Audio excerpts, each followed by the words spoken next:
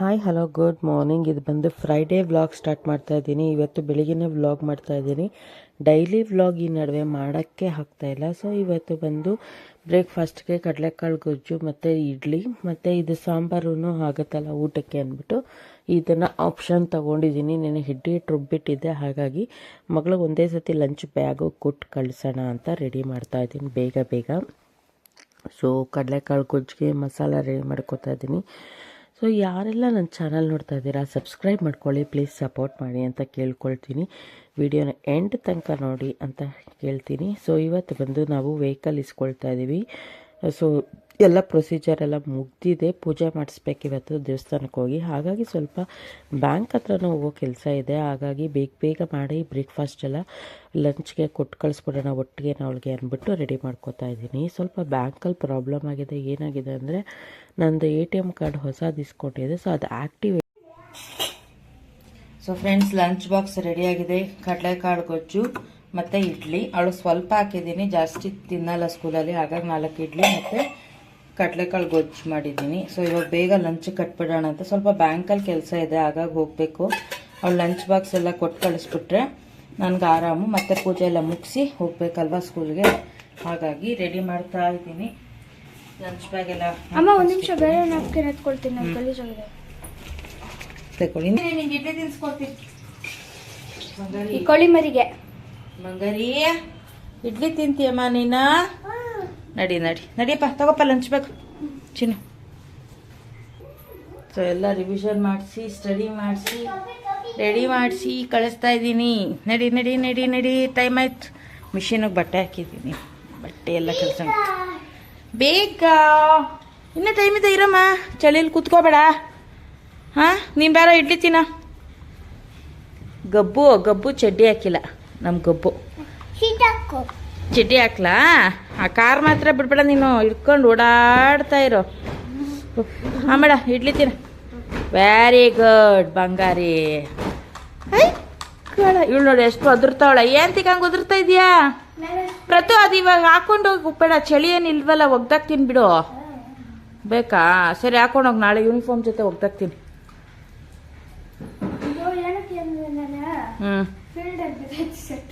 ಇವತ್ತೇ ಇದೆಯಾ sports? 21 sports day ಅಂತಪ್ಪ, ಏನೋ ಗೊತ್ತಿಲ್ಲ. 27ಕ್ಕಾ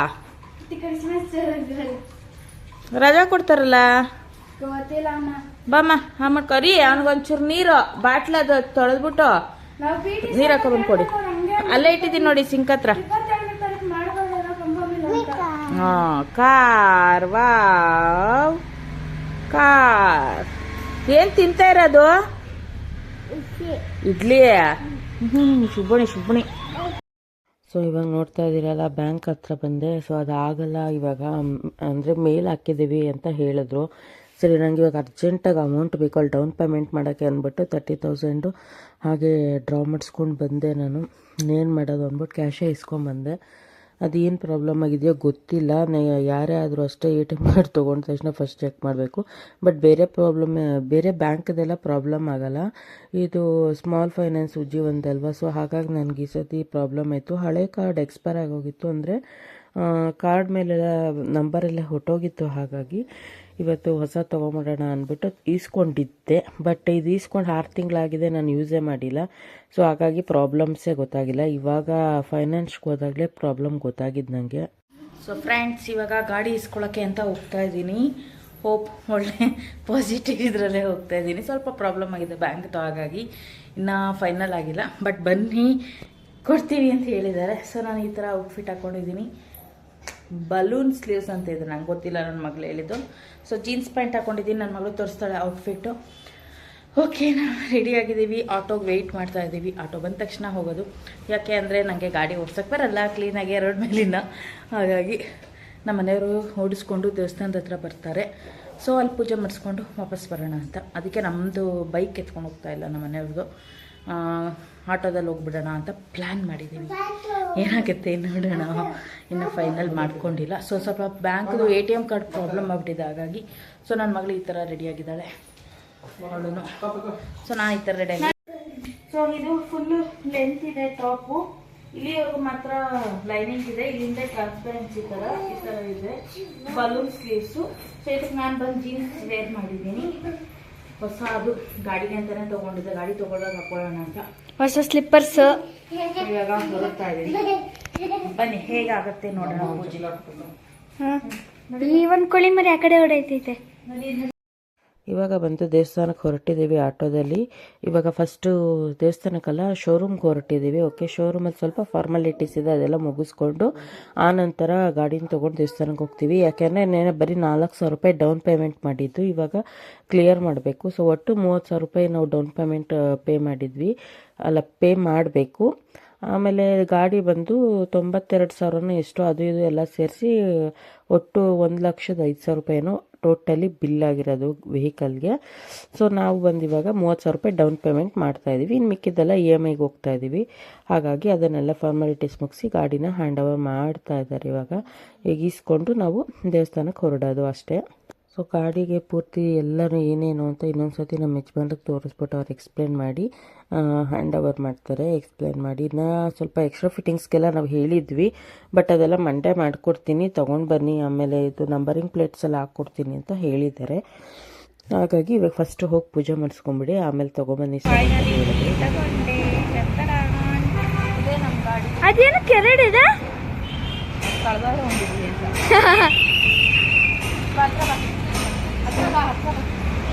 ಸೊ ಫೈನಲಿ ಫ್ರೆಂಡ್ಸ್ ನನ್ನ ಗಾಡಿ ಸಿಕ್ತು. ಓಕೆನಾ, ನನಗೆ ಹೈಟ್ಗೆ ನನಗೆ ವೆಯ್ಟ್ ಇರಬಾರ್ದು ಜಾಸ್ತಿ. ಸೊ ಹಾಗಾಗಿ ಈ ಗಾಡಿ ಸೆಲೆಕ್ಟ್ ಮಾಡಿದ್ವಿ. ಇವಾಗ ಬನ್ನಿ ದೇವಸ್ಥಾನಕ್ಕೆ ಹೋಗಿ ಬಂದ್ಬಿಡೋಣ. Welcome to TVS family. TVS ಫ್ಯಾಮಿಲಿನೇ ಇರೋದು ಇಲ್ಲಿ. ಅಷ್ಟು ಟೀ ಕೊಟ್ಟಾರಾ? ಸೊ ಇವಾಗ ಮಹದೇಶ್ವರನ ದೇವಸ್ಥಾನಕ್ಕೆ ಬಂದ್ವಿ, ಚಾಮರಾಜಪೇಟೆಗೆ. ನಾವು ಯೂಶ್ವಲಿ ರೆಗ್ಯುಲರಾಗಿ ಅಲ್ಲಿಗೆ ಬರೋದು. ಸೊ ನಮ್ಮ ಯಜಮಾನ್ರಿಗೆ ವೆಯ್ಟ್ ಮಾಡ್ತಾ ಇದ್ದೀನಿ. ಅವ್ರ ಅಪ್ಪ ಮಗಳು ಡೆಕೋರೇಷನ್ ಮಾಡಿಸ್ಕೊಂಬರ್ತೀವಿ ಅಂತ ಹೋದರು. ನಾವು ಆಟೋದಲ್ಲಿ ಬಂದ್ವಿ. ಹಾಗಾಗಿ ಈ ಥರ ಡೆಕೋರೇಷನ್ ಮಾಡಿಸಿದ್ದಾರೆ, ಪೂಜೆ ಮಾಡ್ತಾ ಇದ್ದಾರೆ ಗುಡ್ಡಪ್ಪ ಅವರು. ಅಲ್ಲಿ ದೇವಸ್ಥಾನ ಅಂದಮೇಲೆ ಗುಡ್ಡಪ್ಪ ಅವ್ರು ಇದ್ದೇ ಇರ್ತಾರೆ, ಯಾರಾದರೂ ಒಬ್ಬರಾದರೂ ಇರ್ತಾರೆ ದೇವಸ್ಥಾನ ಮುಂದೆ, ಅವರೇ ಪೂಜೆ ಮಾಡಿಕೊಟ್ಬಿಡ್ತಾರೆ. ಇಷ್ಟು ಅಷ್ಟು ಅಂತ ಏನು ಕೇಳಲ್ಲ, ನಮ್ಗೆ ಖುಷಿ ಎಷ್ಟಿರುತ್ತೆ ಅಷ್ಟನ್ನು ನಾವು ಜೋಳಿಗೆಗೆ ಹಾಕ್ಬೋದು. ಪಾಪ ಅವರೇ ಮಾಡಿಕೊಟ್ಬಿಡ್ತಾರೆ, ಹೇಳಿದ್ರೆ ಸಾಕು. ತುಂಬ ಚೆನ್ನಾಗಿ ಮಾಡಿಕೊಟ್ರು, ನೀಟಾಗೆಲ್ಲ ನಾಮ ಎಲ್ಲ ಇಟ್ಟು ನೀಟಾಗಿ ಕರ್ಪೂರ ಎಲ್ಲ ಅಂಟಿಸಿ ಸೀಡ್ಗೆ ಎಲ್ಲ ಹೊಡೆದು ನಿಂಬೆಹಣ್ಣೆಲ್ಲ ಇಟ್ಕೊಟ್ರು. ತುಂಬಾ ಖುಷಿ ಆಯಿತು. ನಮಗೆ ಎಲ್ಲಿ ಫೇವ್ರೇಟ್ ಇರುತ್ತೆ, ನಮಗೆ ಮನಸ್ಸಿಗೆ ಸಮಾಧಾನ ಎಲ್ಲಿರುತ್ತೆ ಆ ದೇವಸ್ಥಾನದಲ್ಲಿ ಪೂಜೆ ಮಾಡಿಸಿದ್ರೆ ನಮಗೆ ಸಮಾಧಾನ ಆಗೋದು. ಸೊ ನಾವು ಮಹದೇಶ್ವರನ ದೇವಸ್ಥಾನದಲ್ಲಿ ಪೂಜೆ ಮಾಡಿಸ್ಕೊಂಡು ಗಾಡಿನ ಸ್ಟಾರ್ಟ್ ಮಾಡಿದ್ವಿ. ಸೊ ನಾನೇ ಗಾಡಿನ ಸ್ಟಾರ್ಟ್ ಮಾಡಿದೆ. ನಮ್ಮ ಮನೆಯವ್ರಿಗೆ ಮಾಡಿ ಅಂದೆ, ಇಲ್ಲ ನಿನ್ನ ಗಾಡಿ ನೀನೇ ಮಾಡಬೇಕು, ನೀನು ಅಷ್ಟು ದಿವಸದಿಂದ ವೆಯ್ಟ್ ಮಾಡ್ತಿದ್ದೆ ಅಲ್ವಾ ಅಂದ್ಬಿಟ್ಟು ಮಾಡಿಸಿದ್ರು ನನ್ನ ಕೈಲೇ. ಸೊ ಸ್ವಲ್ಪ ಭಯ ಅನ್ನೋದು ಇದ್ದೇ ಇರುತ್ತೆ, ಯಾಕಂದರೆ ನಾನು ಸ್ಟಾರ್ಟಿಂಗ್ ಇರೋದ್ರಿಂದ ಇನ್ನು ಸ್ವಲ್ಪ ನನಗೆ ಫಿಯರ್ ಹೋಗಬೇಕು ನನಗೆ. ಹಾಗಾಗಿ ಎದುರುಕೊಳ್ಳಿಲ್ಲ, ದೇವ್ರಿಗೆ ನಮಸ್ಕಾರ ಮಾಡಿಕೊಂಡು ಅಚ್ಚುಕಟ್ಟಾಗಿ ಗಾಡಿನ ಸ್ಟಾರ್ಟ್ ಮಾಡಿದೆ. ತುಂಬಾ ಖುಷಿ ಆಯಿತು. ನಾನು ಇದು ಫಸ್ಟ್ ಟೈಮ್ ನನ್ನ ಲೈಫಲ್ಲಿ ಗಾಡಿ ಅಂತ ತೊಗೊಂಡಿರೋದು, ಅಂದರೆ ನಮ್ಮ ಯಜಮಾನ್ರು ಗಿಫ್ಟ್ ಮಾಡಿರೋದು. ತುಂಬಾ ಖುಷಿ ಆಯಿತು. ಸೊ ಅವ್ರೇನು ಕೇಳೋದು ಇಲ್ಲ ಅಂತ ಕೊಡಿಸ್ತಾರೆ, ಬಟ್ ಅವ್ರಿಗೆ ಅಂತ ನಾನು ಸ್ವಲ್ಪ ಟೈಮ್ ಕೊಡಬೇಕು. ಯಾಕೆಂದರೆ ಎಲ್ಲರೂ ಹೇಳಿದ ತಕ್ಷಣ ತಗೊಳ್ಳೋ ಅಂಥ ಲೆವೆಲಲ್ಲಿ ನಾವಿಲ್ಲ. ಸ್ವಲ್ಪ ಲೆಕ್ಕಾಚಾರ ಮಾಡಿ ನಮ್ಮದು ಫೈನಾನ್ಷಿಯಲಿ ಎಲ್ಲ ಯೋಚನೆ ಮಾಡಿ ತಗೋಬೇಕು. ಹಾಗಾಗಿ ಇವಾಗ ವೆಯ್ಟ್ ಮಾಡೋದು ಬೇಡ, ತೊಗೊಂಡ್ಬಿಡೋಣ ಅಂದ್ಬಿಟ್ಟು ಈ ವರ್ಷ ಡಿಸೈಡ್ ಮಾಡಿ ಕೊಡಿಸಿದ್ರು. ಹಾಗಾಗಿ ನಾನು ಅವ್ರು ಕೇಳ್ದಂಗೆ ನಾನು ಅವ್ರಿಗೆ ಟೈಮ್ ಕೊಡ್ತೀನಿ. ಬಟ್ ನನಗೆ ಇಂಥದ್ದು ಬೇಕು ಅಂತ ಹೇಳಿದ್ರೆ ಕೊಡಿಸ್ತಾರೆ. 2 ದಿವಸ ಲೇಟ್ ಆಗ್ಬೋದು, ಬಟ್ ಕೊಡಿಸೋದೇ ಇಲ್ಲ ಅಂತ ಮಾತ್ರ ಹೇಳಲ್ಲ. ಫೈನಲಿ ಇವತ್ತು ಕೊಡಿಸಿದ್ದಾರೆ. ತುಂಬಾ ಖುಷಿ ಆಯಿತು. ಮೇಯ್ನಾಗಿ ಮಕ್ಕಳನ್ನ ಮೇಂಟೈನ್ ಮಾಡೋಕ್ಕೆ ಅಂತಲೇ ಗಾಡಿ ಕಲ್ತಿದ್ದು, ಗಾಡಿನೂ ತಕ್ಕೊಟ್ಟಿದ್ದಾರೆ. ಇನ್ಮೇಲೆ ನನ್ನ ಜವಾಬ್ದಾರಿ ನಾನು ಕೇರ್ಫುಲ್ಲಾಗಿ ಓಡಿಸ್ಕೊಂಡು ಅವ್ರು ಹೇಳಿದಂತಹ ಇನ್ಸ್ಟ್ರಕ್ಷನ್ಸ್ ಎಲ್ಲ ಮೈಂಡಲ್ಲಿ ಇಟ್ಕೊಂಡು ಮಾಡ್ಕೋಬೇಕು. ಸೊ ನನ್ನ ಹತ್ರ DL ಇಲ್ಲ, DL ಮಾಡಿಸ್ಬೇಕು. ಒಂದು 15 ದಿವಸ ಇದನ್ನೆಲ್ಲ ಚೆನ್ನಾಗಿ ಪಿಕಪ್ ಆದ ನಂತರ DLಗೆ ಅಪ್ಲೈ ಮಾಡಿ ಸೊ DLನ ಮಾಡಿಸ್ಬಿಡೋಣ ಅಂತ ಪ್ಲ್ಯಾನ್ ಮಾಡಿದ್ದೀವಿ. ಇವಾಗ ಪೂಜೆ ಎಲ್ಲ ಮುಗೀತು, ಬನ್ನಿ ರೈಡ್ ಮಾಡೋಣ. ಹಾಂ, ಸ್ಲೋ ಮಾಡಿಬಿಡು, ಸ್ಲೋ ಆಗಿಬಿಡು, ಹಂಗೆ ನಿಧಾನಕ್ಕೆ ಬಿಡು, ಹಂಗೆ ಬಾ, ಹಂಗೆ ಅಷ್ಟೇ ಬಾ ಮೂವ್ ಮಾಡು ಹಂಗೆ ಅಷ್ಟೇ. ಅಷ್ಟೇ ಬಾ, ಒಂಚೂರು ಬಾ ಮುಂದಕ್ಕೆ. ಅಷ್ಟೇ, ಸರಿ, ಅಷ್ಟೇ ಬಾ.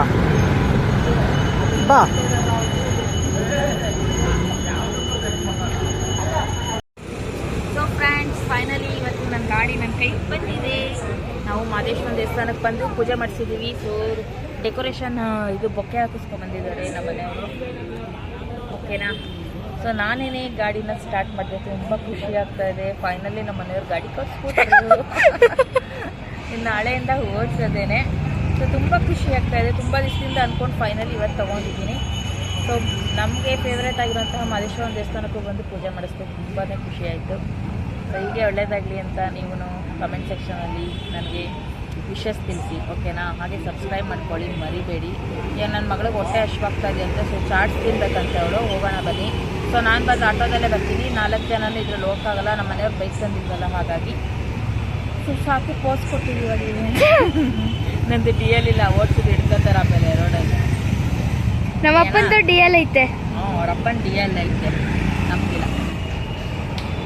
ಹಾಂ ಸೊ ಬನ್ನಿ ಇವಾಗ ಮನೆಗೆ ಹೋಗೋಣ. ಪೂಜೆ ಎಲ್ಲ ಮುಗೀತು. ನಮ್ಮ ಸೂಪರಲ್ಲಿ ಹಾಂ ನಮ್ಮ ಪುಟಾಣಿ ಚಪ್ಪಲಿ ಹಾಕಿಸ್ಕೊತಿದ್ದೆ ಹೊಸ ಗಾಡಿ ಮೇಲೆ ಕುತ್ಕೊಂಡು. ಪುಟಾಣಿ ಪುಟಾಣಿಗೆ ಮಕ್ಕ ಸಪ್ಪಗಾಗ್ಬಿಟ್ಟೈತೆ. ಅವನ್ಗ ಗಾಡಿ ಕಂಫರ್ಟಬಲ್ ಆಯ್ತಾ ಇಲ್ಲ ಅವನಿಗೆ. ನಿನಗೆ ಬರೀ ಪಪ್ಪನ ಗಾಡಿ ಮಾತ್ರ ಆಗಲ್ಲ. ಇದೇನೋ ಹೊಸ ತಂದ್ಬಿಟ್ಟವ್ರಲ್ಲ ಅಂತ ಅವನಿಗೆ. 1-2 ದಿವಸ ಆಗೋರ್ಗು ಹಂಗೆ ಅವ್ನಿಗೆ ಆಟೋದ. ತಿನ್ನಮ್ಮ ಪ್ಲೇಟ್ ಬಾಯಿ ಹತ್ರ ಇಟ್ಕೋಬೇಕು, ಸುಡುತ್ತೆ. ತಿನ್ನೋ, ಹುಷಾರು, ಸುಡುತ್ತೆ. ಚಿನ್ನೋ ಚೀಸು ನೀ ತಿಂತೀಯಮ್ಮ? ತಿಂತೀಯ ನೀನು ಪಿಜ್ಜಾ? ಅವನು ತಿಂತ, ಅವನು ತಿನ್ಸ್ರಿ ಒಂಚೂರು ಕಿತ್ತಿ. ಈ ಸುಡುತ್ತೆ ನೀನು ಮಗ ಬಾಯಿ ಹಾಕ್ಬಿಟ್ಟು.